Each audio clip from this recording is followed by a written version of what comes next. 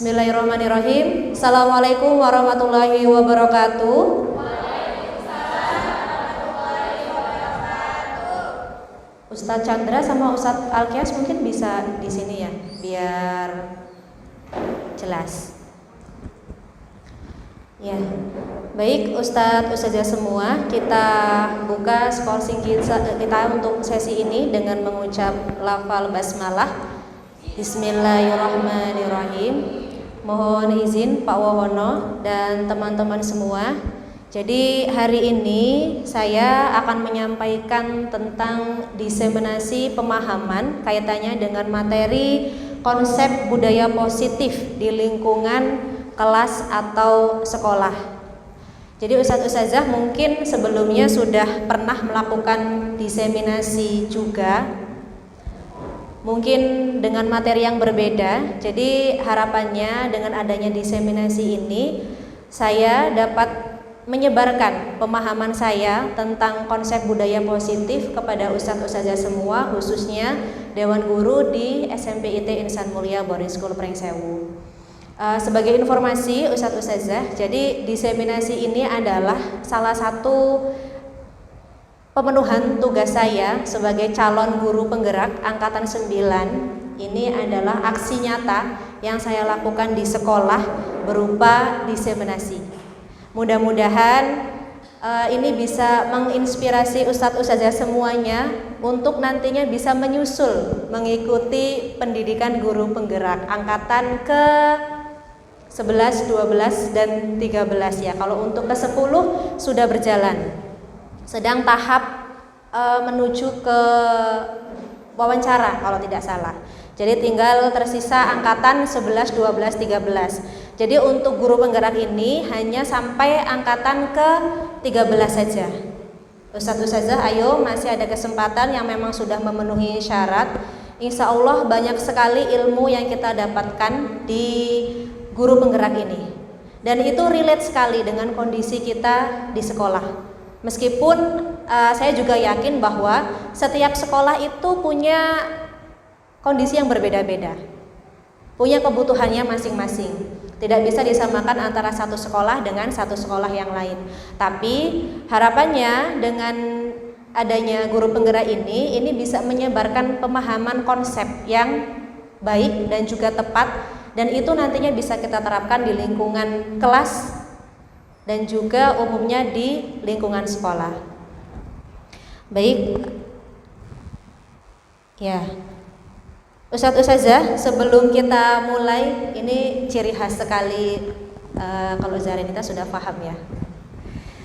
Ustadz-Ustazah, kita tenangkan pikiran terlebih dahulu supaya kita fokus untuk mengikuti diseminasi, karena saya yakin ini jam-jam rawan, apalagi kalau yang semalam baru pulang jam 3 ya. Gitu, sehingga ini tinggal 5 watt gitu matanya. Cuman insya Allah nggak lama, kurang lebih 60 menit saya akan menyampaikan diseminasi saya, jadi mohon untuk fokus. Baik, kita fokuskan hati dan pikiran kita dengan cara Ustadz-Ustazah coba menutup mata sejenak.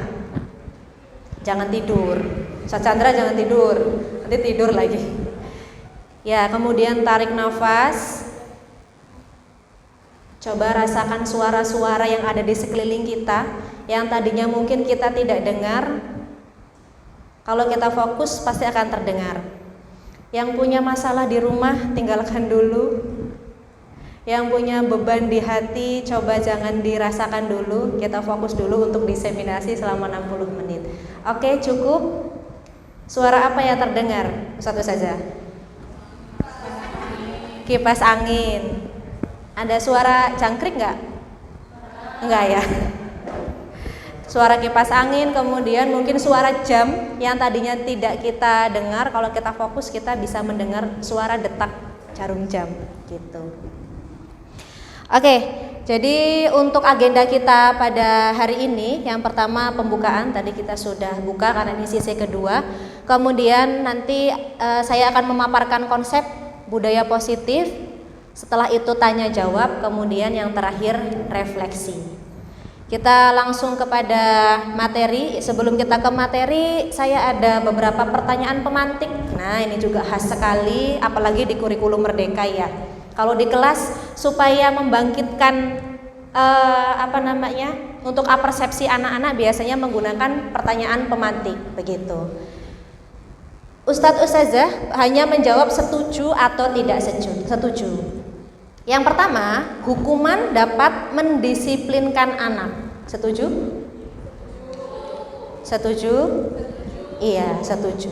Kemudian yang kedua, pemberian hukuman dengan hal positif seperti membaca atau membersihkan halaman sekolah dapat meningkatkan disiplin anak. Setuju?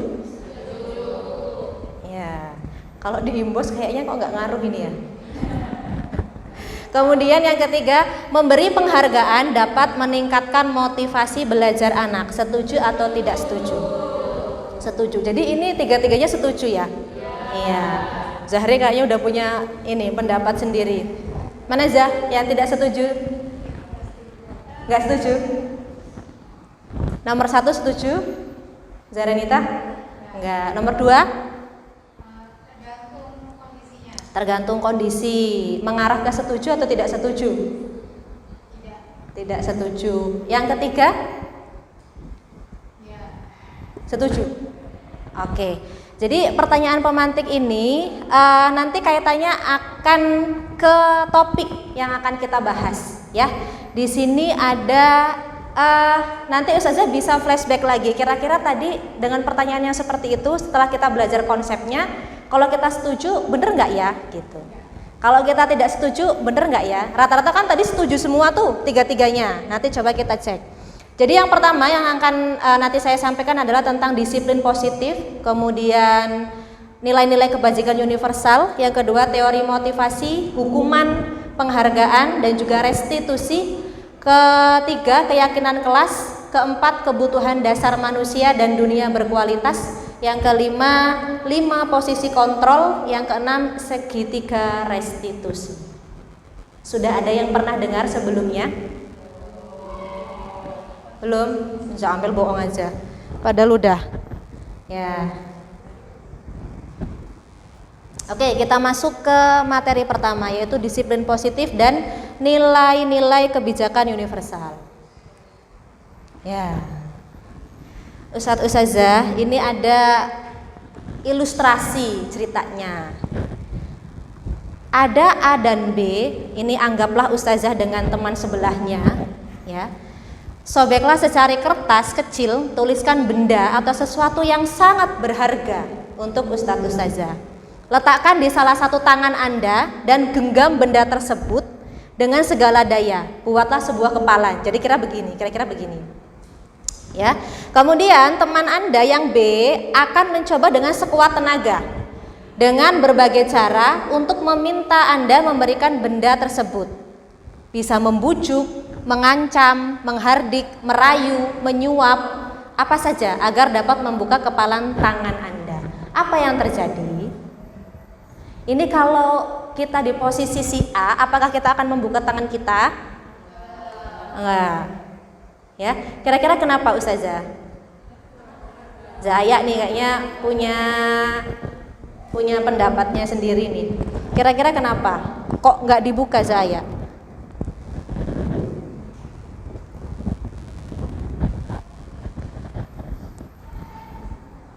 Kalau dikasih antam 2 gram nggak mau juga? Oh. Iya, kalau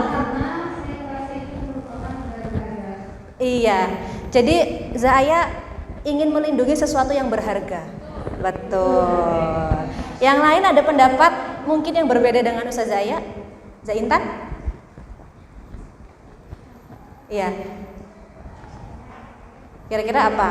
Ini misalnya nanti Zaintan punya sesuatu yang berharga, Zadian coba untuk pinjem atau merebut lah bahasanya gitu dari Zaintan. Kira-kira apa yang akan dilakukan? Kalau misalnya macam haji, kemudian uang dan cara apa saja itu yang menurut kita nggak setuju, tidak akan dikasih. Karena kurang caranya kurang baik. Nah, tapi kalau caranya baik dikasih. Oh, insya Allah dikasih. Oke, kita kasih applause dulu buat Zahaya dan juga Zaintan. Iya. Jadi Ustadz Ustazah, ini kaitannya dengan nanti selanjutnya itu ada teori kontrol. Ustadz Ustazah, tidak ada yang bisa mengontrol diri kita selain kita sendiri. Iya, meskipun mungkin itu orang terdekat kita, kemudian saudara kita, tapi kalau kita berkehendak A, ya kita harus mempertahankan kehendak kita itu.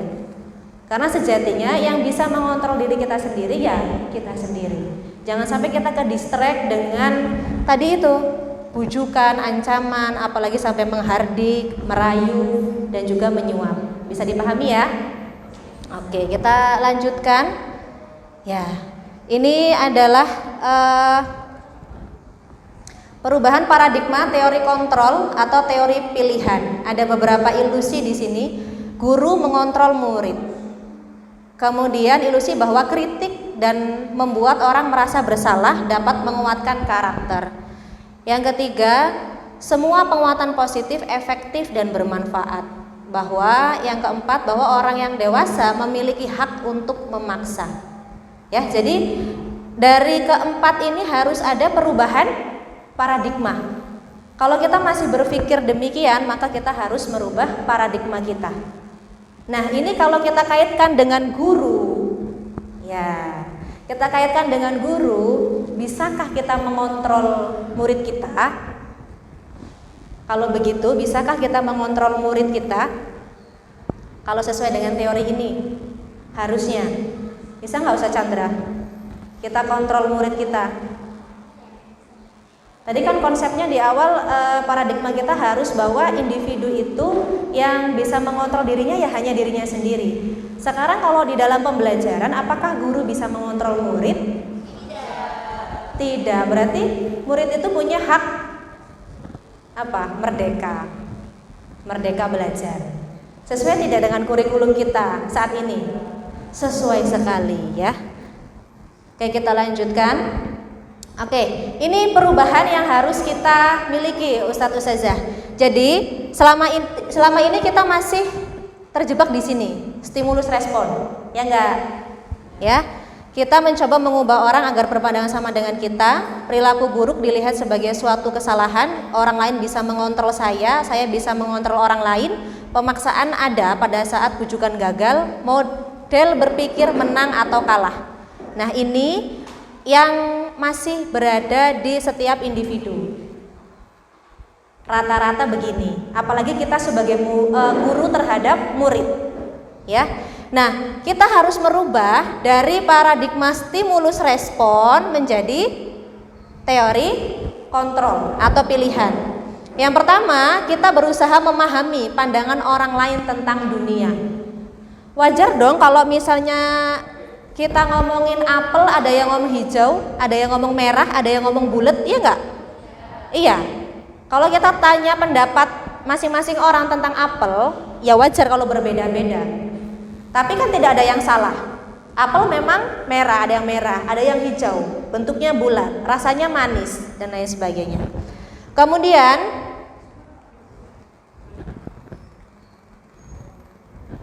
semua perilaku memiliki tujuan. Yang ketiga, hanya Anda yang bisa mengontrol diri Anda. Anda tidak bisa mengontrol orang lain. Kolaborasi dan konsensus menciptakan pilihan-pilihan baru. Model berpikir menang-menang. Kalau sekarang apa bahasanya kalau menang-menang? Win-win solution. Iya. Jadi tidak ada istilah lagi kalah atau menang, tapi adanya win-win solution. Oke, itu tadi perubahan paradigma. Yang masih berparadigma seperti ini, stimulus respon, maka harus berubah menjadi teori kontrol atau teori pilihan. Kita next, ya ini mind mapping ya, mind mapping yang akan kita bahas. Kalau lihat mappingnya sih banyak sekali ya Zahri. Tapi kita langsung saja kepada penyampaiannya. Ini ada disiplin positif, kemudian teori kontrol, ke bawah lagi ada makna disiplin, kemudian motivasi, posisi kontrol, segitiga restitusi, dan kebutuhan dasar manusia. Nah, nanti kita bahas semuanya. Oke, ini terkait dengan disiplin. Ya, kalau saya rasa semuanya sudah paham apa itu makna disiplin. Ya, datang tepat waktu disiplin. Ya, apalagi disiplin contohnya. Menaati peraturan, disiplin. Ya, jadi disiplin berasal dari bahasa Latin bacanya apa Zaya ini? Saya takut salah, nanti ada Zaafiska lagi ini guru bahasa Inggris. Disiplina yang artinya belajar. Disiplin diri membuat orang menggali potensinya menuju sebuah tujuan apa yang dia hargai. Namun dalam budaya kita, makna kata disiplin telah berubah menjadi sesuatu yang dilakukan seseorang pada orang lain untuk mendapatkan kepatuhan. Kecenderungan umum adalah menghubungkan kata disiplin dengan ketidaknyamanan, bukan dengan apa yang kita hargai atau pencapaian suatu tujuan mulia. Ini kalau Zana paham sekali nih setiap hari Senin. Ya, setiap hari Senin disiplin itu ya harus patuh dengan aturan ya Zana. Itu kategori disiplin gitu. Upacara 7:30 ya 7:30. Nah, kalau anak-anak kita ya begitulah, ya. Kemudian selain disiplin di sini ada nilai-nilai kebajikan universal, ya. Nilai-nilai kebajikan adalah sifat-sifat positif manusia yang merupakan tujuan mulia yang ingin dicapai setiap individu. Nilai-nilai tersebut bersifat universal dan lintas bahasa, suku, bangsa, agama maupun latar belakang. Kalau sekarang di kurikulum Merdeka ini dituangkan dalam apa ini? Guru P5? Profil pelajar Pancasila. Iya, profil pelajar Pancasila ya. Mana itu ya? Iya, itu adalah nilai-nilai universal yang dicanangkan oleh pendidikan secara umum gitu. Profil pelajar Pancasila. Oke, itu tadi. Kemudian kita ke motivasi. Ya, kita ke motivasi. Coba saya mau tanya biar nggak ngantuk. Ini Zaamel deh yang rumahnya paling jauh. Masya Allah. Karena apa? Saya lihat Zaamel meskipun rumahnya jauh dibanding saya gitu, ya. Tapi datangnya itu nggak pernah terlambat. Masya Allah. Datangnya nggak pernah terlambat. Zaamel, motivasi apa yang mendasari Zaamel ini selalu datang tepat waktu? Kalau di antara 3 ini Zaamel yang mana? Apakah untuk mendapat pujian dari kepala sekolah? Masya Allah. Apakah supaya tidak mendapat catatan merah? Atau memang itu adalah nilai-nilai kebajikan yang ada dalam dirinya Zaamel? Orangnya memang harus tepat waktu, disiplin. Kalau saya sendiri untuk menghargai diri sendiri, karena disiplin itu diajari dari saya kecil. Kebiasaan jam 7 dari suruh jam 5 udah jadi dari pagi, jam 4 udah bangun, jam 5 berangkat. Biasanya gitu. Masya Allah, sudah kebiasaan ya. Iya. Luar biasa. Mudah-mudahan ini juga bisa memotivasi kita yang rumahnya lebih dekat dari Zaamel. Ini kan baru contoh kecil, datang tepat waktu, baru contoh kecil. Mudah-mudahan yang rumahnya lebih dekat, jaraknya lebih dekat, ya bisa melebihi Ustazah Amel ya, amin. Gitu. Memang benar Ustazah, kalau kita berbicara motivasi itu ada 2, eksternal dan internal. Nah ini kalau kita flashback lagi tadi di pertanyaan pemantik, yang pertama motivasi eksternal itu untuk menghindari ketidaknyamanan atau hukuman. Ya, misalnya nih, kalau misalnya aku datangnya terlambat, fingernya telat, dihitung terlambat di PKG misal. Atau ditegur oleh kepala sekolah misal.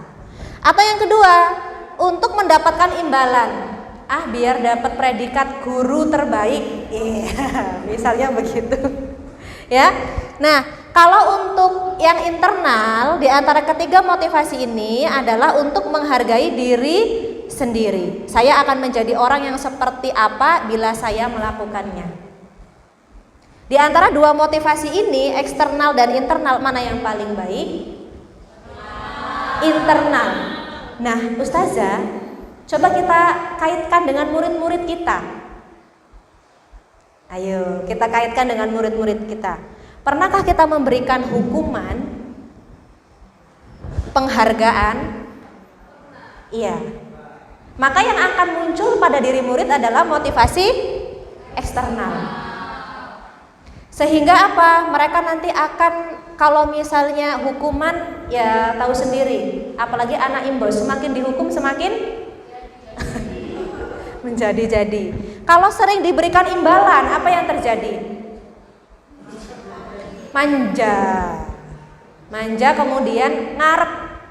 Oh, ini kalau aku melakukan sesuatu pasti nanti akan dikasih imbalan sama ustazah atau ustadz, gitu. Ya, jadi bukan dari mereka sendiri, tapi karena mengharapkan imbalan. Oke, ini dihukum oleh penghargaan. Setuju tidak ustazah? Pengaruh jangka pendek dan jangka panjang. Jadi penghargaan ini berpengaruh untuk jangka pendek dan jangka panjang. Jangka pendeknya, murid mungkin merasa senang, betul? Dapat penghargaan. Misalnya bisa jawab pertanyaan, ustazah kasih 5.000. Gitu. Kalau bisa jawab pertanyaan, nanti kita istirahatnya kurang 30 menit udah istirahat misalnya. Kemudian kalau dampak jangka panjangnya apa? Penghargaan. Tadi ya, murid-murid itu akan minta terus, minta lagi. Jadi apa yang mereka lakukan itu karena semata-mata mereka mengharapkan imbalan. Kemudian penghargaan itu menghukum ternyata. Zahri ini kayaknya ini. Kok penghargaan menghukum, Zah? Yang sudah GP nih, boleh berbagi ilmunya. Gimana Zahri? Penghargaan kok menghukum sih? Kan bukan hukuman tapi penghargaan. Iya, jadi kalau penghargaan menghukum itu maksudnya adalah ketika kita memberikan penghargaan secara tidak langsung itu ya menghukum anak itu sendiri tapi kan dalam kutip gitu besar. Jadi menghukum itu kan tidak dalam konteks yang Negatif. secara literal, maksudnya terlihat secara fisik gitu kan, bisa menghukum itu nggak cuma secara fisik aja tapi juga ada yang sisi lainnya. Iya. Nah, gitu. Jadi kalau misalnya memberikan penghargaan itu secara langsung kita juga menghukum mereka harus menurut kita. Gitu. Kalau misalnya nggak menurut kita, ya dia dikasih penghargaan. Iya. Gitu. Terima kasih Zahranita, kita kasih applause dulu untuk Zahranita. Jadi ustazah, saya pun ketika mendapatkan materi ini itu agak jelek ya gitu. Karena sebagai seorang guru, saya pun masih memberikan hukuman ataupun penghargaan gitu, masih saya lakukan. Sehingga ketika mendapatkan materi ini, ya itu benar-benar pengetahuan baru untuk saya dan saya jadikan bahan untuk evaluasi, introspeksi diri. Apakah yang saya lakukan selama ini sudah tepat atau belum? Yang ketiga, penghargaan mengurangi ketepatan. Ya, jadi artinya tidak semua tindakan itu bisa harus dengan penghargaan. Jangan dikit-dikit anak dikasih penghargaan atau imbalan dan lain sebagainya. Kemudian penghargaan tidak efektif, ini karena alasan-alasan di atas tadi. Dan yang ketiga, penghargaan merusak hubungan. Kenapa ya? Merusak hubungan. Jadi ketika guru berhenti memberikan penghargaan, bisa jadi anak merasa kecewa. Betul. Itulah yang bisa merusak hubungan. Kemudian penghargaan menurunkan kualitas. Nah ini tadi, karena tujuannya bukan ingin mencapai kompetensi diri, tapi dia mau dapat imbalan gitu. Kemudian yang selanjutnya, penghargaan mematikan kreativitas, sama dengan yang atas. Penghargaan mengurangi motivasi intrinsik, motivasi yang ketiga tadi ya.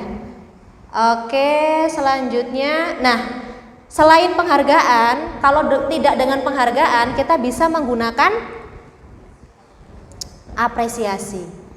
Ya, bisa memberikan dukungan secara khusus. Apresiasi itu pengakuan ya, teman-teman. Apresiasi itu pengakuan. Jadi caranya bisa dengan dukungan secara khusus, pengakuan secara pribadi, pengakuan kepada semua murid, ini bergantian, pengakuan secara konsisten dan fokusnya kepada proses. Nah, ini untuk mengganti penghargaan tadi, supaya motivasi intrinsiknya bisa muncul dalam diri anak-anak. Saya lanjutkan. Ya, ini contoh pengakuan atau apresiasi. Ya. Ada pembuka, kemudian nilai kebajikan, situasinya. Ini ya. Kemarin saya perhatikan nilai kebajikannya rasa empati. Ini bisa saat pada menolong murid di kelas gitu. Kemudian saya menghargai pada saat membantu teman tugas kelompok. Ini menunjukkan nilai kepedulian. Kemudian terima kasih untuk, nah ini sering ya kalau di kelas akhwat, saya sudah sering menemukan anak-anak itu di akhir pembelajaran pasti mengucapkan terima kasih. Iya, nah, terima kasih Ustazah. Nggak tahu kalau Ikhwan ya, begitu nggak Zah? Oh jarang, alhamdulillah nggak tidur ya. Gitu ya. Oke, nah ini ada Ustazah, ada apa namanya, tindakan guru 1, 2, 3, 4, 5, 6, 7. Nah, mana yang hukuman, mana yang konsekuensi? Kalau ada yang berani menjawab, tak kasih door prize. Iya. Oh iya, penghargaan dikasih door prize ya. Ini door prize-nya biar nggak ini aja, biar nggak gini-gini ya, nggak ngantuk. Ada yang mau jawab? Ini ada berapa soal ya? 1, 2, 3, 4, 5, 6, 7. 7 soal. Hukuman atau konsekuensi? Ayo. Sasandra? Nanti aku yang dapat door prize-nya. Nanti aku yang dapat. Guru BK nggak ada sih ya? Ya nggak apa-apa, nggak guru BK, guru matematika juga boleh. Arumardia mau jawab? Ini boleh random apa? Boleh random. Tapi sekaligus saja ya Zah jawabnya ya, biar cepat. Biar cepat. Yang pertama apa Zah? Yang pertama, menurut Ustazah ini hukuman atau konsekuensi? Hukuman. Oke, ingat-ingat jawabannya ya. Ini hukuman. Yang kedua, lari mengelilingi lapangan basket 2 kali karena terlambat hadir di sekolah. Hukuman. Yang ketiga, push up. Hukuman. Yang keempat, menggantikan kertas tugas teman yang telah dicoret-coret. Konsekuensi. Kemudian yang selanjutnya, yang kelima, konsekuensi. Yang ke berapa ini? 1, 2, 3, 4, 5, 6. Hukuman. Yang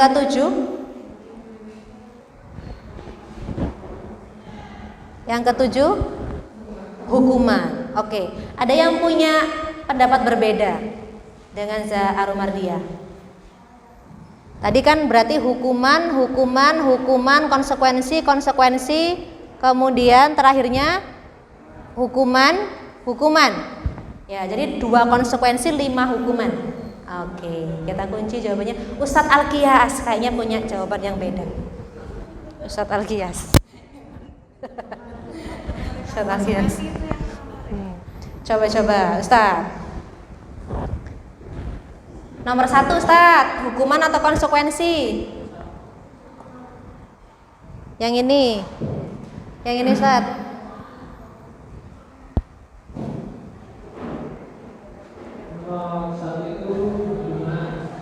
Ya, nomor 2. Kenapa ini ya?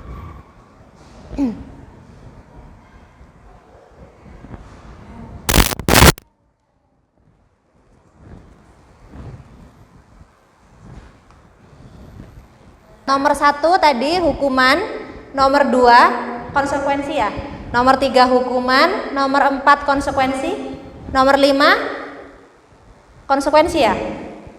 Konsekuensi, nomor 6 hukuman, nomor 7 konsekuensi. Oke. Coba kita cek and recheck jawabannya. 1, 2, 3 survei membuktikan.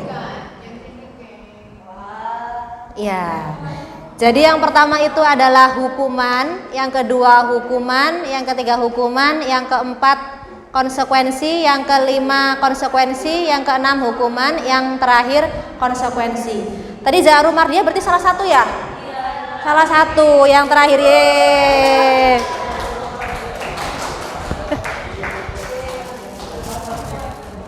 Ada door prize, silakan Ustazah maju ke depan. Salad buah.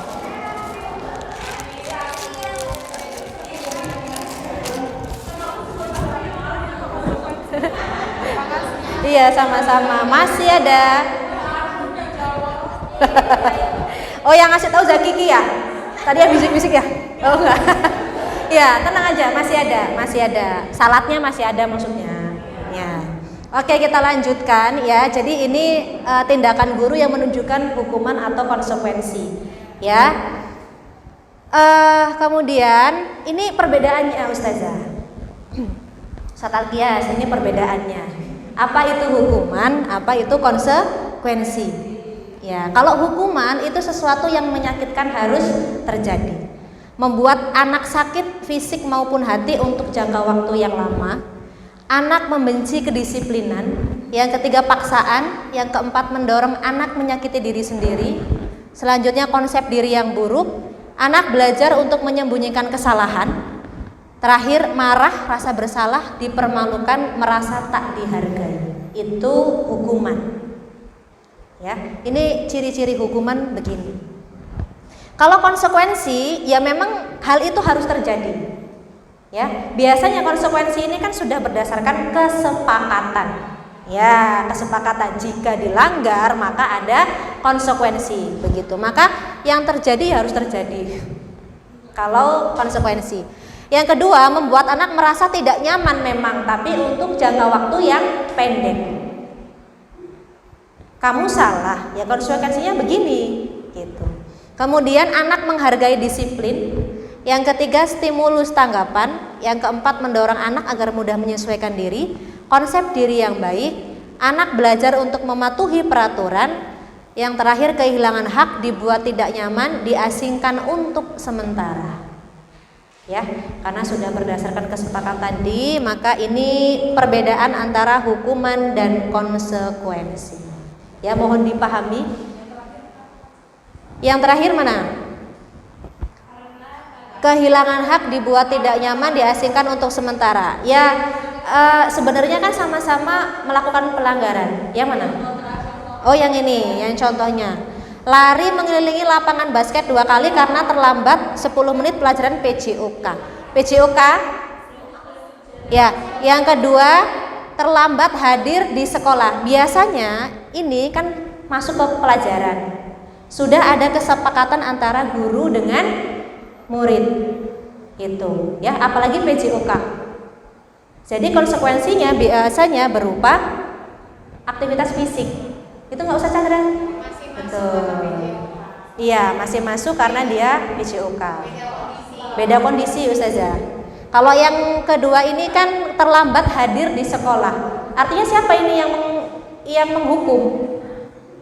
Bukan guru kan? Menghukum. Kalau terlambat kan ini bisa jadi guru piket, satpam dan lain sebagainya gitu. Ya, kalau PJOK yang tadi ini berarti sudah ada kesepakatan antara murid dengan guru bersangkutan. Itu ya, Zah? Oke. Kita lanjutkan. Ya, ini hukuman dan juga disiplin ya. Konsekuensi di sini ada restitusi. Jadi Ustazah, hukuman ini ternyata akan membentuk identitas gagal pada diri murid kalau sesuai dengan konsep. ya. Sedangkan kalau kita mau menggeser identitas gagal ini ke identitas sukses, maka hukuman harus diganti dengan konsekuensi dan restitusi. Nanti restitusi ini akan kita bahas. Kalau tadi kan hukuman ini sudah, hukuman dan konsekuensi sudah kita bahas. Kalau hukuman itu sifatnya negatif, konsekuensi itu netral, sedangkan restitusi itu positif. Oke, kita lanjutkan. Nanti Ustazah boleh bertanya di sesi tanya jawab. Ya, kita masuk ke restitusi. Restitusi adalah proses menciptakan kondisi bagi murid untuk memperbaiki kesalahan mereka, sehingga mereka bisa kembali pada kelompok mereka dengan karakter yang lebih kuat. Artinya anak di sini kalau dengan restitusi, murid kita itu menyadari kesalahan mereka sendiri. Guru hanya membimbing mereka untuk menyadarkan apa kesalahan yang telah mereka buat. Setelah itu solusinya pun bukan dari guru tapi juga dari murid. Mereka yang salah, mereka yang mencari solusi. Itulah yang dinamakan restitusi. Begitu. Ini ada ciri-ciri untuk restitusi, bukan untuk menebus kesalahan namun untuk belajar dari kesalahan. Memperbaiki hubungan, tawaran bukan paksaan. Restitusi menuntun untuk melihat ke dalam diri, mencari kebutuhan dasar yang mendasari tindakan, cara yang paling baik, fokus pada karakter bukan tindakan, fokus pada solusi, dan yang ke-9 mengembalikan murid yang berbuat salah pada kelompoknya. Nanti akan saya contohkan penerapan restitusi yang sudah saya praktekkan gitu. Ya. Kita next, keyakinan kelas. Wali kelas sudah pernah belum buat keyakinan kelas? Kalau di kelas itu kalau tidak salah ada apa aja? Kesepakatan ya, kesepakatan kelas, bukan keyakinan, bukan. Atau biasanya yang sering ada tuh kalau tidak kesepakatan peraturan kelas, begitu, tata tertib kelas, ya. Jadi Ustazah, mengapa tidak peraturan, tapi harus keyakinan? Karena yang sudah kita terapkan kan peraturan kelas, bukan kepada keyakinan. Ya, kalau di sini contohnya mengapa kita memiliki peraturan harus menggunakan helm bila mengendarai kendaraan roda 2. Kemudian yang kedua, mengapa kita memiliki peraturan 3M untuk pandemi? Mengapa kita memiliki peraturan harus datang tepat waktu pada saat mengikuti pelatihan? Nah, yang harus kita tanamkan ke anak-anak adalah bukan aturan ini, melainkan nilai-nilai kebajikan apa saja yang bisa mereka dapatkan ketika mereka menerapkan peraturan. Nah, itulah bedanya peraturan dengan keyakinan. Jadi kalau keyakinan ini isinya adalah nilai-nilai kebajikan. Di situ tidak ada larangan, ya, ataupun perintah. Tapi nilai-nilai, fokusnya yang akan kita cari. Begitu. Ini ada contoh mana yang kesepakatan kelas, mana yang keyakinan kelas. Yang hijau apa yang ini? Yang kesepakatan kelas. Ini kan sama-sama kesepakatan, tapi salah satunya ini ada yang merupakan keyakinan kelas. Menurut saja yang mana? Iya. Yang putih ya. Ya, yang putih. Apa perbedaannya? Masihkah kita menggunakan kesepakatan yang seperti ini? Masih ya. Nah, ini harus mulai kita rubah jadi keyakinan kelas gitu. Kami guru dan murid yang saling menyayangi. Kemudian kami murid yang semangat belajar, kami murid yang peduli dengan teman-teman. Jadi keyakinan itu ciri khasnya adalah dia syarat akan nilai-nilai kebajikan. Nah, ada lagi ini 1, 2, 3, 4, 5, 6, 7, 8. Ini peraturan. Kalau kita rubah ke keyakinan kelas, kira-kira yang cocok apa? Ya, yuk. Yang nomor 1, selalu kembalikan buku ke tempatnya. Siapa yang mau ini? Tadi katanya mau jawab biar dapat salat. Iya. Kalau enggak, nilai kebajikannya deh apa? Kalau selalu kembalikan buku ke tempatnya? Nilai kebajikannya? Tanggung jawab. Oke. Tanggung jawab, Zaintan. Ya, belum, kan belum. Nanti kita cari yang ini, yang benar. Yang kedua, dilarang mengganggu orang lain. Saling menyayangi. Lah kalau ini jauhnya bareng-bareng ya salatnya dibagi bareng-bareng berarti. Satu dapat melon, satu dapat jelly gitu ya. Hadir di sekolah 15 menit sebelum pembelajaran dimulai. Tepat waktu, disiplin. Kemudian dilarang melakukan kekerasan. Saling menyayangi. Dilarang menggunakan narkoba. Sehat. Bergantian atau menunggu giliran. Antri. Gunakan masker. Kesehatan. Jangan berlari di kelas atau koridor. Apa? Pernah nggak sih Ustazah di kantor kayak ada gedebuk dari atas? Itu kan mereka karena sedang lari di lantai 2 itu. Suaranya nyampe bawah. Ya, apa nih yang cocok? Jangan berlari di kelas atau koridor. Kenyamanan. Oke, kita survei membuktikan ya. Kita cek and recheck jawabannya. 1, 2, 3. Oke. Yang pertama betul tanggung jawab. Betul tadi. Yang kedua, dilarang mengganggu orang lain itu menghormati orang lain. Kemudian yang ketiga sama berkomitmen dan juga menghormati orang lain. Yang keempat keselamatan dan juga menghormati orang lain. Kesehatan betul sekali tadi, bergantian atau menunggu, menghormati dan bersabar. Ya, kemudian gunakan masker kesehatan dan keselamatan, jangan berlari, itu keselamatan dan juga keamanan. Nah, ini wali kelas kayaknya udah mulai berpikir ini peraturan kelasnya nanti mau dirubah gitu ya, jadi keyakinan kelas gitu. Kita lanjutkan. Ya, ini kita ke kebutuhan dasar manusia satu saja. Jadi manusia itu kan punya kebutuhan. Begitu juga dengan murid-murid kita. Kebutuhan adalah kebutuhan adalah guru IPS. Kebutuhan adalah sesuatu yang harus dipenuhi apabila tidak dipenuhi. Masya Allah, tabarakallah. Iya, kebutuhan itu adalah sesuatu yang harus dipenuhi. Kalau tidak dipenuhi maka akan mempengaruhi kelangsungan hidup manusia. Zakiki beda kebutuhan dengan keinginan, ya. Iya.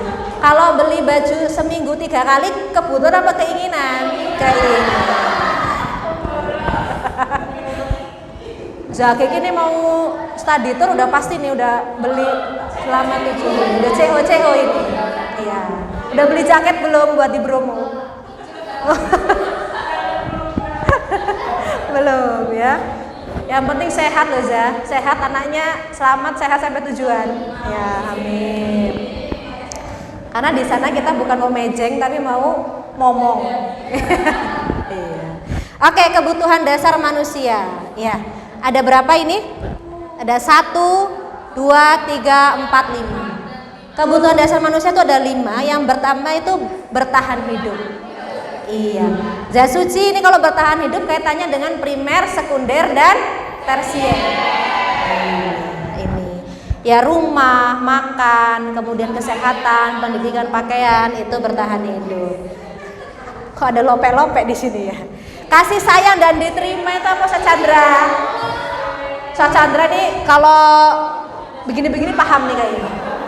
Apa? Ustaz butuh kasih sayang nggak? Butuh nggak? Butuh. Kenapa butuh kasih sayang? Ya dari orang tua kan bisa kan? Ya inilah. Kenapa Ustaz?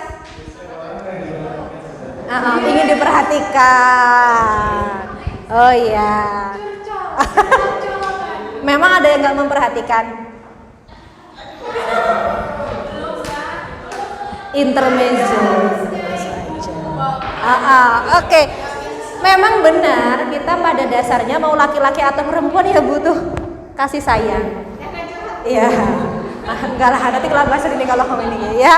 Kasih sayang baik itu dari orang tua, saudara, teman, rekan kerja, bahkan dari murid kita gitu. Murid kita pun demikian. Mereka butuh kasih sayang dan rasa diterima. Terutama kalau di sekolah dari siapa? Gurunya. Ya, gurunya. Saya yakin kalau yang ustazah, yang ibu-ibu nggak kurang-kurang lah kasih sayangnya. Ya, oh Umi Kiki. Anaknya 30, 32, ya. Bahkan anaknya sendiri mungkin nggak pernah buat masalah, anak di kelas sering buat masalah ya, Zah. Gitu, ya. Jadi kita memang harus memahami satu saja. Anak-anak kita juga punya kebutuhan seperti kita. Murid-murid kita punya kebutuhan. Mereka perlu bertahan hidup. Mereka juga butuh kasih sayang dan rasa diterima. Makanya ini tadi yang dibahas.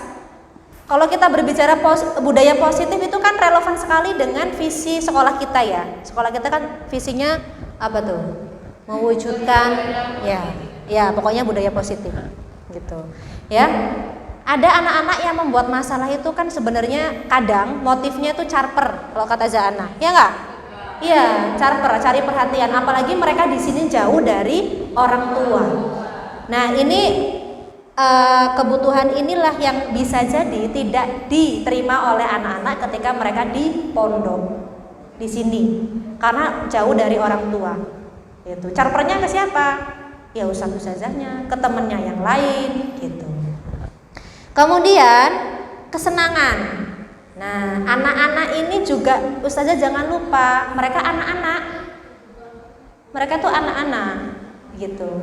Jadi kalau bahasa Jermannya kalau belum nalar itu wajar. Ya, mereka masih kekanak-kanakan karena mereka anak-anak. Jadi ada tingkah-tingkah mereka yang ini ciri khas banget anak-anak gitu loh. Ya, apalagi yang kelas 7 ya Zah Suci, Zah Afiska baru transisi banget dari SD, kelas 6 SD, apalagi langsung jauh dari orang tua. Ya, kadang anak-anak itu kan ini kita tuh di luar bahasa sekarang di luar nurul ya. Yang buat mereka senang itu kadang kita apa sih gitu ya, gitu. Kadang hal-hal simpel gitu yang kita nggak masuk di akal kita lah, tapi itu bisa membuat mereka senang. Anak-anak. Contohnya apa? Ini wali kelas biasanya paham sekali. Buat trompet dari daun. Nah, panas istirahat ngapain main bola terus? Di lapangan disuruh tidur malah main bola terus. Ya bisa jadi ini. Ya, itu adalah kesenangan, kebutuhan yang ingin mereka penuhi. Kemudian yang penguasaan tanda bintang ini adalah kebutuhan untuk diakui. Iya, mereka butuh diakui, termasuk oleh guru-gurunya, gitu. Kemudian terakhir kebebasan, ya digambarkan kupu-kupu di sini, ya. Ya ini problem sekali kalau di sekolah kita karena definisi bebas menurut anak-anak itu kan ya tanpa aturan gitu. Ini ya Ustazah ada 5 kebutuhan dasar manusia yang harus kita ingat karena kebutuhan ini juga melekat di diri murid-murid kita. Selanjutnya, oke, ini posisi kontrol. Alhamdulillah nggak tipu. Ya. Kenapa? Karena kejadian. Jadi teman saya oh nggak usah ya, rawan tipu, jangan aja berat tipu ya gitu. Makanya kalau ngirim pesan itu dicek lagi kalau mau ngirim pesan itu. Ya, 5 posisi kontrol Ustazah. Di sini ada penghukum. Ya. Ada penghukum, kemudian pembuat orang merasa bersalah, teman, pemantau, manajer. Kalau kita sebagai guru, selama ini kita sudah menerapkan yang mana? Ini bisa diidentifikasinya di bawah. Ciri-ciri kita sebagai penghukum, ciri-ciri kita pembuat orang merasa bersalah, teman untuk murid kita, pemantau atau manajer. Nih, Kalau penghukum, guru akan berkata, kalau kamu tidak melakukannya, awas ya, rasakan. Gitu katanya. Enggak. Yang kedua, membuat orang merasa bersalah. Seharusnya ibu kecewa, ustazah kecewa, kamu seharusnya sudah tahu. Ustazah lelah sekali mengatakan, ustazah stres. Enggak. Oh, Zahana. Kalau Zahana kayaknya semua 5-5 udah pernah dicoba ini. Kemudian kalau teman, ayolah lakukan demi ustazah. Masa kamu tidak mau? Ingat tidak? Ustazah pernah bantu apa misalnya? Kalau pemantau, apa peraturannya? Gitu tanyanya. Kalau manajer, apa yang kita yakini? Apa yang bisa kamu kerjakan untuk memperbaiki masalah ini? Ya. Udah pasti yang benar yang mana? Bukan yang benar, yang paling tepat.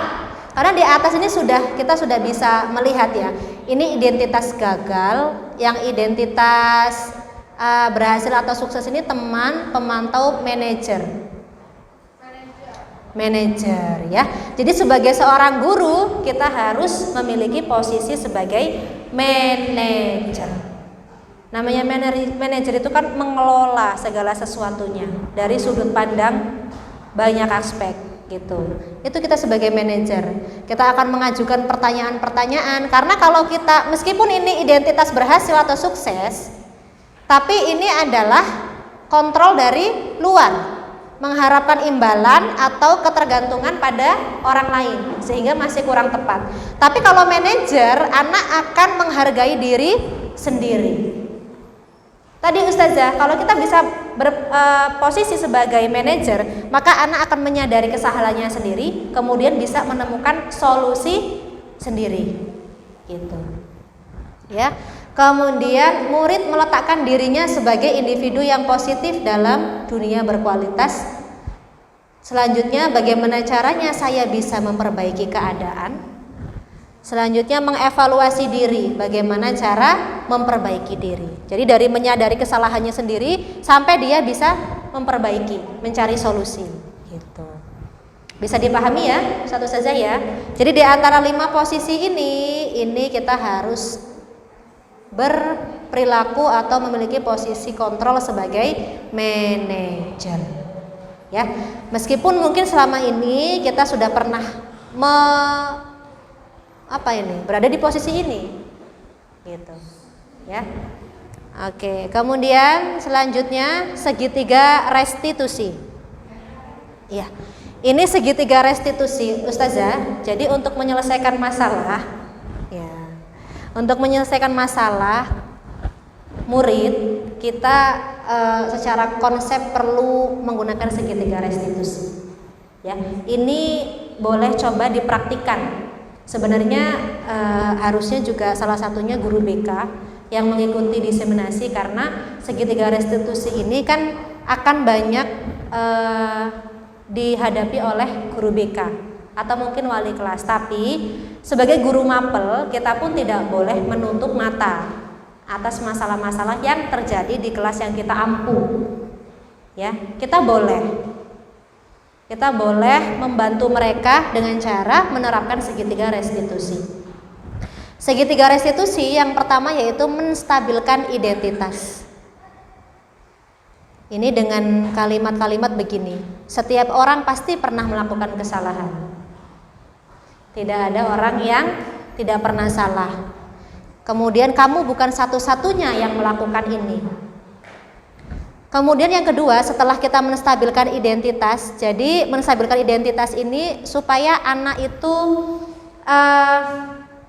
dari dia merasa gagal sebagai seorang individu, dia punya penguatan.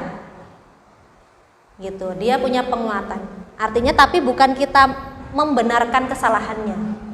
Tapi kita ingin mengembalikan identitasnya, kita ingin menguatkan identitasnya. Jangan sampai dia merasa down, kemudian ya pesimis dengan dirinya sendiri. Yang kedua, validasi tindakan yang salah. Nah ini baru kita cari tahu sebenarnya apa yang terjadi. Kamu tentu punya alasan mengapa kamu melakukan itu. Adakah cara yang lebih efektif untuk mendapatkan apa yang kamu butuhkan? Selanjutnya, setelah validasi tindakan yang salah, menanyakan keyakinan. Nah, ini makanya perlu dibuat keyakinan di setiap kelas. Nilai-nilai apa yang telah kita sepakati? Artinya kan ada yang dilanggar, ya. Kemudian kamu ingin menjadi orang yang seperti apa? Sampai nanti pada tahap dia memberikan solusi untuk kesalahannya sendiri. Gitu. Nah, ini menstabilkan identitas. Ustazah bisa berkata seperti ini. Berbuat salah itu hal yang manusiawi. Tidak ada manusia yang sempurna. Bapak atau ibu juga pernah berbuat salah. Kita pasti bisa menyelesaikan permasalahan ini. Bapak atau ibu tidak tertarik untuk mencari tahu siapa yang benar, siapa yang salah. Bapak ibu lebih tertarik untuk menyelesaikan masalah. Kalau kamu menyalahkan dirimu sendiri terus-menerus, apakah kamu bersikap baik pada dirimu sendiri? Ya. Kemudian kalau untuk validasi tindakan yang salah, ini guru bisa berkata, kamu bisa saja kan melakukan hal yang lebih buruk, tapi kamu tidak melakukannya. Yang kedua, kamu pasti punya alasan mengapa melakukannya. Yang ketiga, apa yang penting bagi kamu? Yang keempat, kamu boleh tetap berusaha menjaga sikap itu, tapi tambahkan sikap lain yang baru. Selanjutnya yang kelima, maukah kamu belajar cara lain untuk mendapat yang kamu butuhkan tanpa harus memukul? Terakhir, apakah kamu bisa melakukan dengan lebih baik besok lagi? Ya, ini untuk validasi tindakan yang salah atau tahap kedua. Tahap ketiga, menanyakan keyakinan. Guru bisa mengatakan begini, apa nilai yang kita percaya di kelas atau sekolah kita? Nilai-nilai universal apa yang telah kita sepakati? Kelas yang ideal itu seperti apa sih? Kamu ingin menjadi anak seperti apa? Apa yang kamu rasakan ketika kamu melakukan itu? Kamu menjadi orang yang seperti apa? Ustazah, saya pernah melakukan praktik segitiga restitusi. Setelah ini akan coba saya putar. Ustazah bisa melihat praktek untuk segitiga restitusi yang sudah saya jalankan.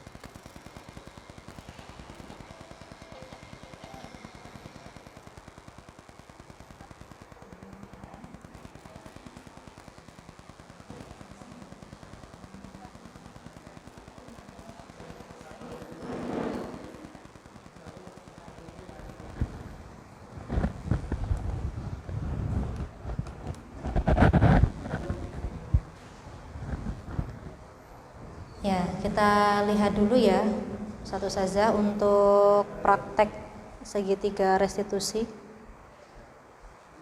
Ini tadi gimana ya biar kelihatan?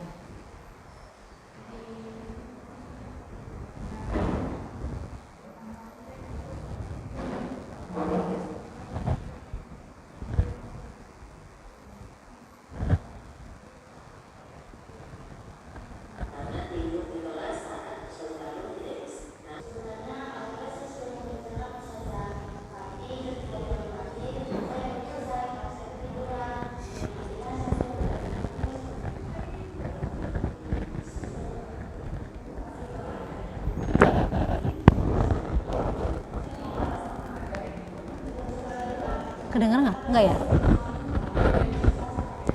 Oh, pakai mic ya.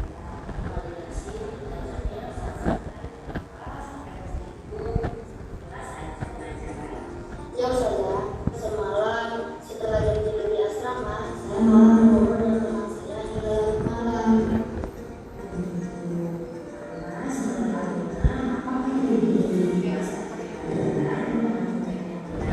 Tidak saja, itu tindakan yang salah. Gara-gara tersebut, kita yang minum dan minum.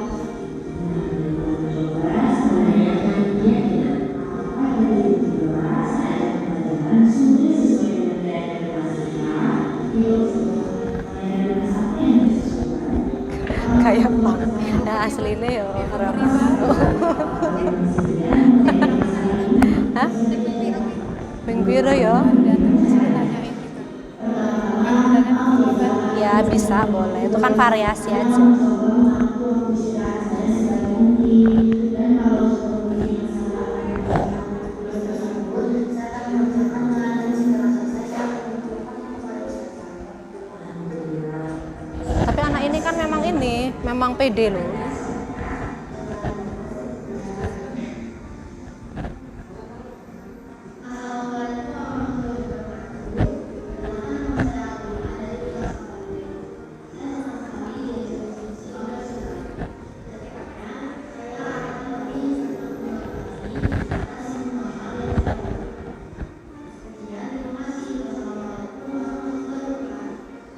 Masuk pada kasus kedua, Aulia berkata kasar kepada teman saat diskusi kelompok.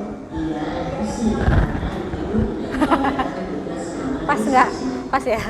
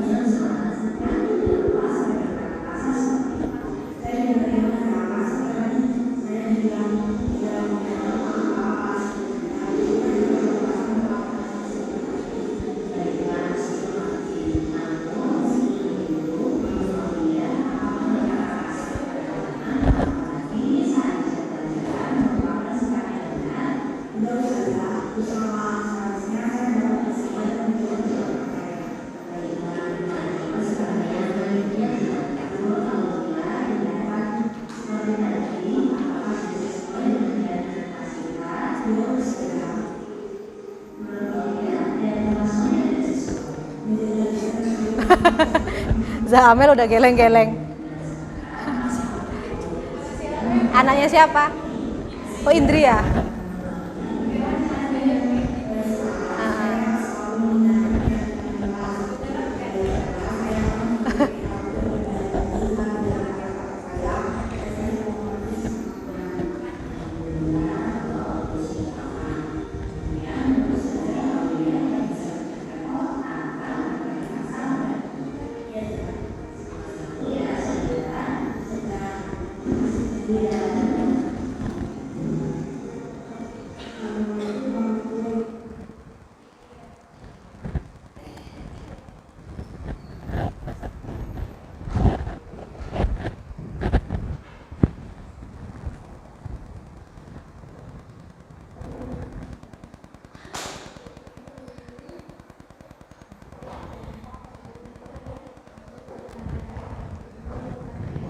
Ya, tadi itu praktik segitiga restitusi yang sudah saya terapkan. Kalau kata Zahana kayak ibu peri ya, kalau kita restitusi ya. Tapi secara konsep Ustadz-Ustazah begitulah seharusnya. Gitu. Jadi kita pertama-tama harus menstabilkan identitas murid kita dulu supaya mereka tidak merasa down atau pesimis terhadap dirinya. Kemudian baru kita tanyakan alasan mereka melakukan kesalahan. Secara runtut mereka akan bercerita mengenai apa yang telah mereka perbuat.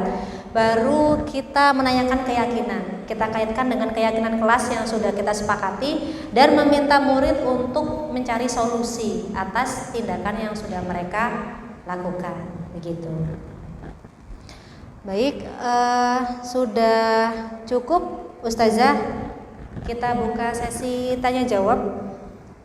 Kalau ada yang ingin bertanya dipersilakan. Boleh Zahana. Calon guru penggerak angkatan 11.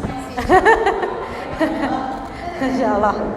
Ya, Assalamualaikum warahmatullahi wabarakatuh. Waalaikumsalam warahmatullahi wabarakatuh.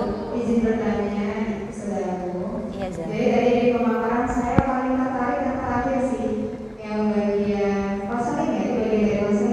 restitusi. Iya, restitusi. Itu kayaknya kita sebagian besar dari kita sudah pernah melakukannya ya. Cuma kalau tadi mode ibu peri kayaknya ya. Kalau tadi itu mode ibu peri. Kalau yang biasa kita lakukan tentu tidak sesok itu ya. Yang ingin saya tanyakan adalah kalau tadi itu kan siswanya pandai menjawab segala pertanyaan yang kita berikan, yang saya berikan gitu. Nah, kebanyakan kasus bisa jadi ketika kita memberikan pertanyaan begitu pada anak, menggali apa yang terjadi dengan dia sebenarnya, itu anak-anak cenderung tidak membuka diri, betul ya saya? Atau bahkan jawabnya seenaknya, jawabnya singkat. Karena sesederhana, kenapa kamu melakukan itu kan kalau telat? Gak apa-apa sih. Nggak apa-apa Zah. Kamu tahu nggak yang kamu lakukan itu salah? Membantu ya, membantu. Jangan diulangi lagi ya.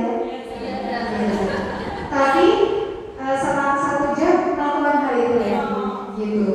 Nah, yang saya agak ini kan apa namanya saya khawatirkan juga adalah dengan karakter anak sekarang.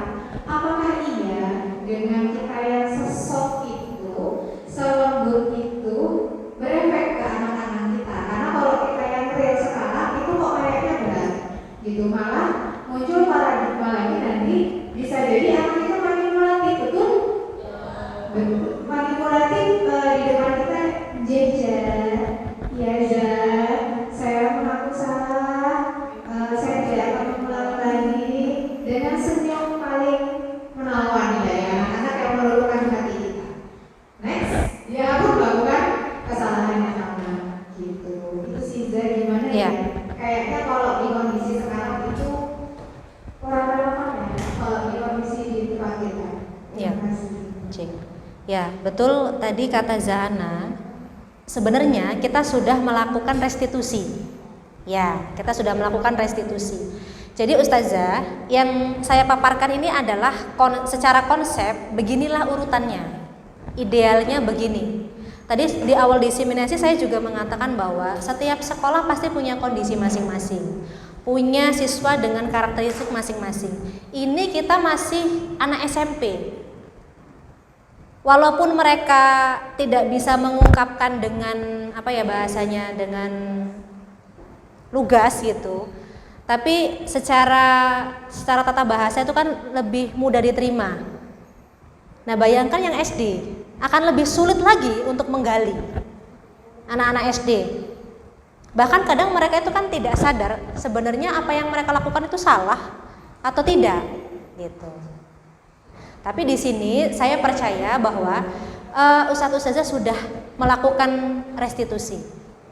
Idealnya begitu, Ustazah. Idealnya begitu.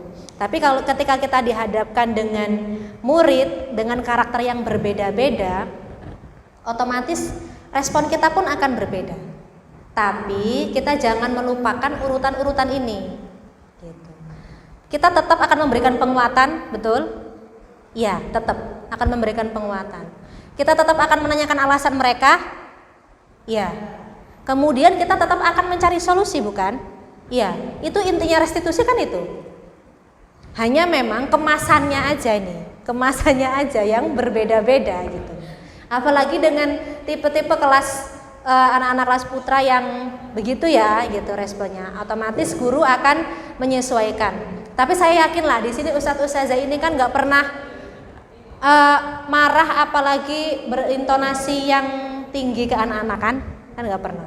Marahnya itu justru malah semakin kita mengayunkan mereka, itu berarti tandanya kita semakin marah. Bukan dengan berteriak-teriak dan lain sebagainya atau mengeluarkan kata-kata yang tidak apa ya bahasanya kasar atau mungkin keras begitu. Ya. Jadi kembali lagi kepada kondisi masing-masing, kondisi sekolah dan juga karakteristik murid. Tapi yang perlu kita pahami, Ustazah harus senantiasa ingat tahap-tahap restitusi ini untuk memecahkan masalah yang dihadapi oleh murid, ya, supaya dampak untuk kita dan juga dampak untuk murid kedepannya itu juga positif, gitu. Itu ya Zana. Ada yang lain lagi, Ustazah? Silakan kalau yang ingin bertanya. Calon-calon CGP insya Allah. Iya. Cukup? Kalau ada yang mau bertanya juga nggak apa-apa, silakan. Oke. Kalau tidak ada, Ustazah, beneran ini cukup? Udah cukup, tidak ada yang bertanya? Iya. Kita coba berefleksi, kita main sebentar. Ustazah tolong disiapkan handphonenya. Ya, kita main Kahoot ya. Oke.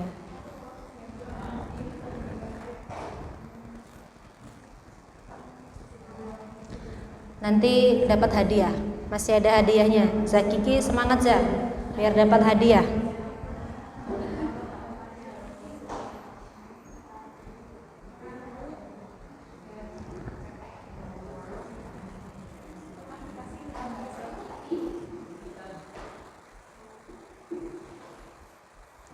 Silakan dibuka Kahootnya, Ustazah, sudah ya?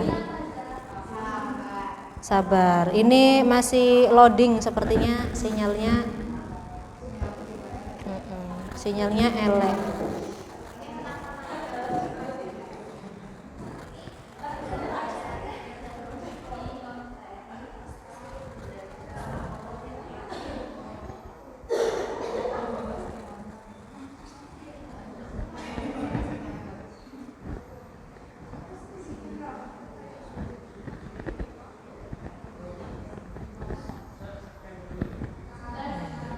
Silakan dimasukkan pinnya.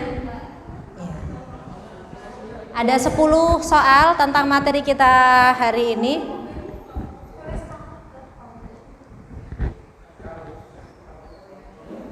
Aduh, namanya kok nama panggung semua ini.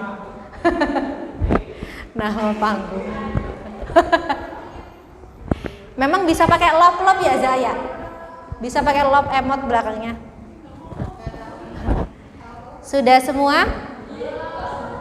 1, 2, 3, 4, 5, 6, 7, 8, 9, 10, 11, 12, 13, 14, 15, 16, 17, 18, 19. Kalau sudah semua 19. Oke. Kak siapa nih? Kakak siapa?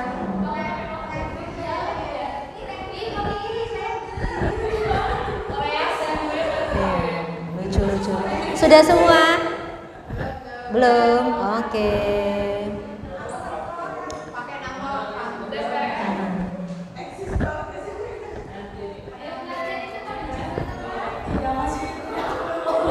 Oke, sudah ngaji. Oke, satu lagi ya berarti ya?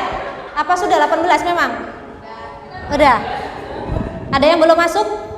Sudah masuk semua? Oh belum, Zawinda belum. Kita tunggu Zawinda. Kira-kira Asar udah masuk belum Za?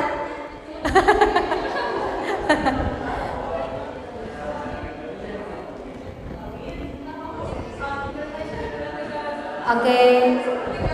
Oh, gimana Za? Bisa masuk? Oh, sinyalnya lemah. Ini ada yang keluar malah 17. Ada yang keluar.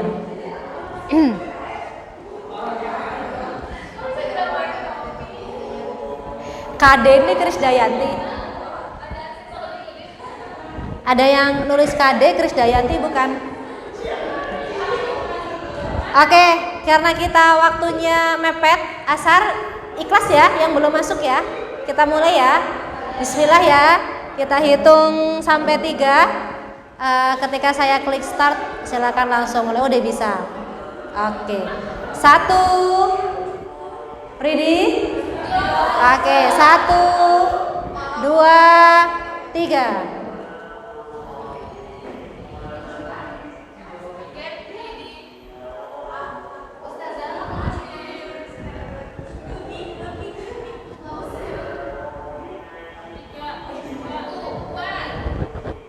Oke.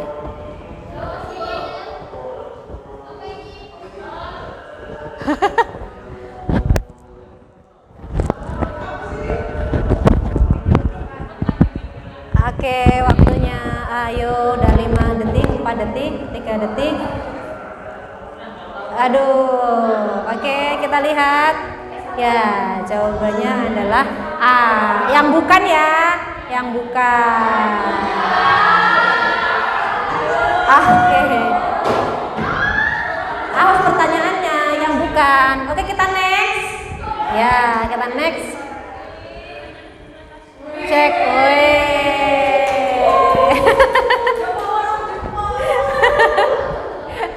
Oke, kita next ya. Bismillah, kita next. Ya, silakan bersiap. Gampang. Gampang ini gampang. Gampang.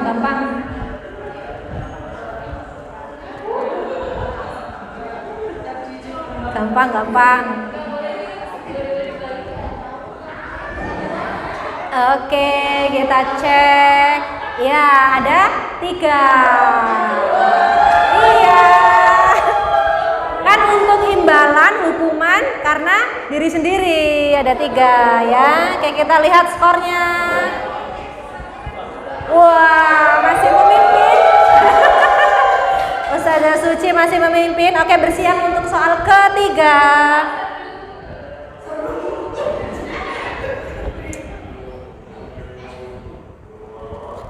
Awas terkecoh. Ayo yang tadi.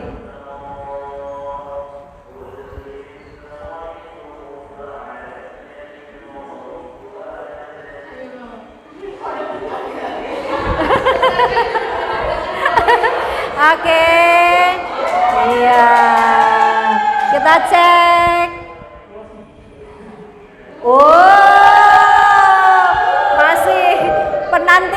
Penantian masih. Oke, kita next. Ya. Bersiap. Soal keempat.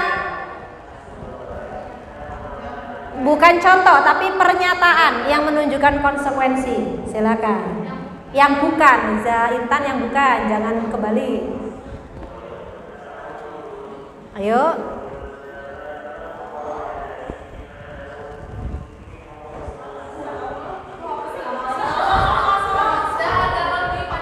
Loading. Oke. Kita cek.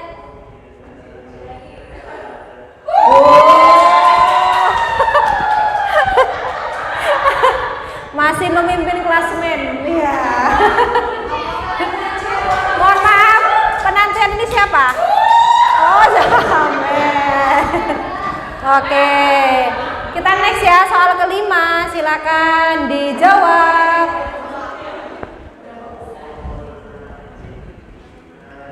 Iya.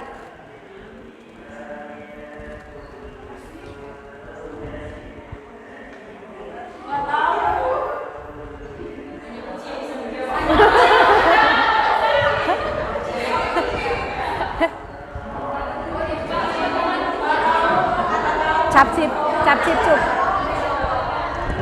Ngerti lagi. Mana tadi? Ya. Udah capek. Oke, restitusi. Kita cek apakah masih Zasuci memimpin skor. Iya, kita cek dulu. Wow.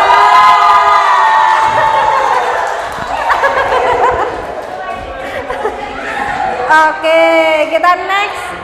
Soal ke-6. Zulfa sampai maju ke depan ya. Oke, contoh kalimat yang termasuk keyakinan kelas.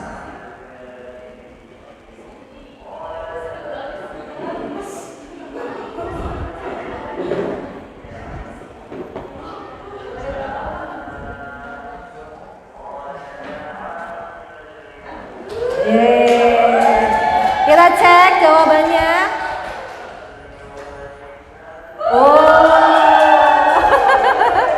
Aduh. Oke, soal Zasuci kemana Zasuci? Kita next soal ke-7. Juara bertahan.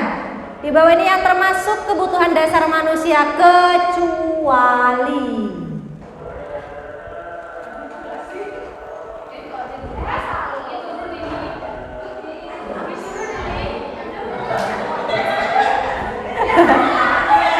salah mencet. Iya. Oke, kita cek. Ya, bukan pengakuan tapi penguasaan. Oke, kita cek dulu papan skornya.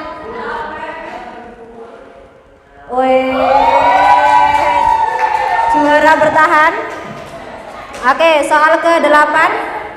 Soal ke-8. Posisi kontrol yang harus dimiliki seorang guru. Ayo, ini cepet-cepetan. Ayo.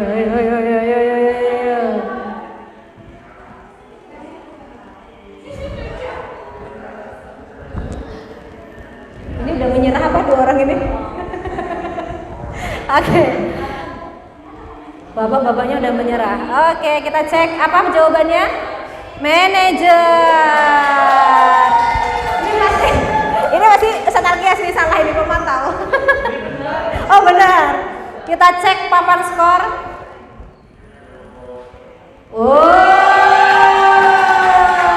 Masih Zaya sementara.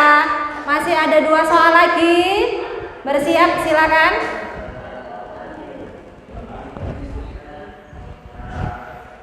Posisi guru apa yang sesuai?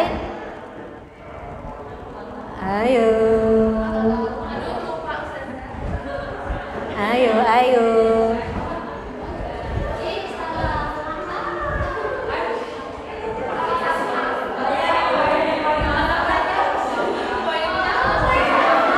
Oke, jawabannya apa? Teman. Ya. Kita cek.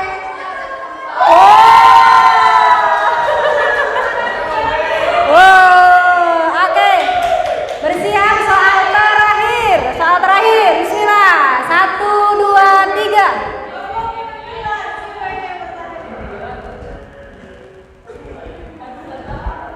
Ayo, tahap yang mana di antara 3?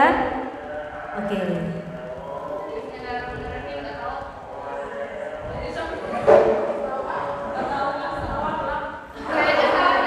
Asalnya Zasuci bisa jadi benar.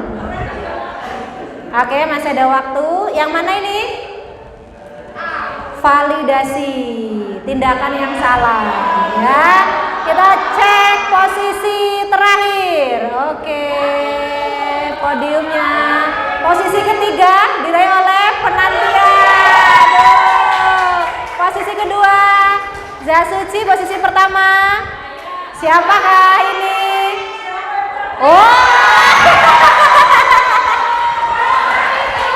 Aduh. Ya gimana, ini udah GP ya gimana ya? Gimana ini udah GP? Oke, silakan maju ke depan. Zahre, Zasuci, Amelia.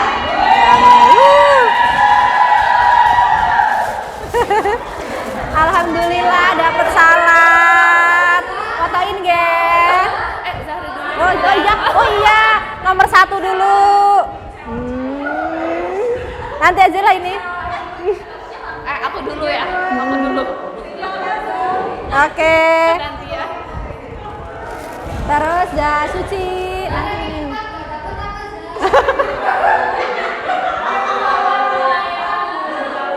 Oke. Amel. Geser.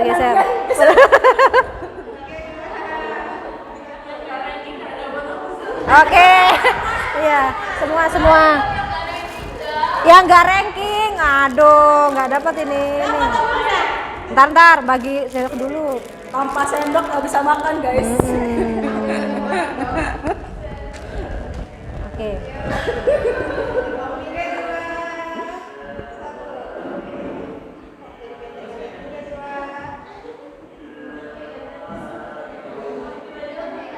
Oke.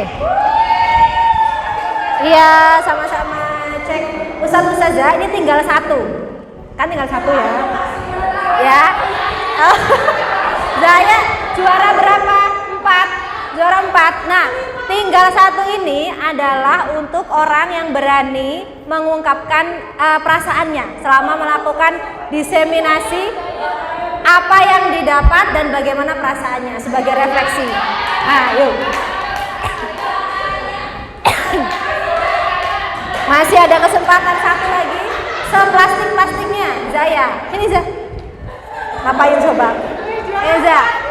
Apa yang Ustazah dapat hari ini dan perasaannya gimana? Perasaan saya setelah mengikuti diseminasi ini mendapat informasi baru, pelajaran baru. Masya Allah.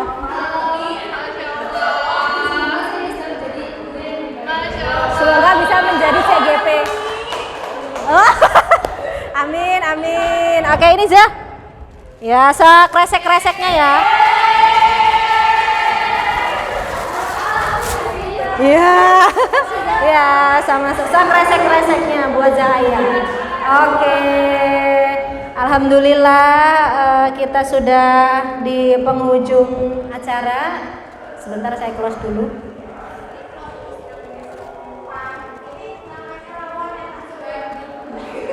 Ya.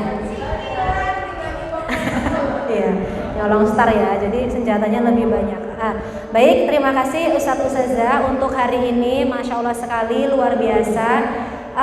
Karena kedepannya Ustadz Ustazah saya pasti banyak sekali membutuhkan bantuan dari teman-teman rekan guru sebagai seorang CGP. Nantinya Ustadz Ustazah pun akan demikian ketika mengikuti program yang sama ataupun di program-program yang lain.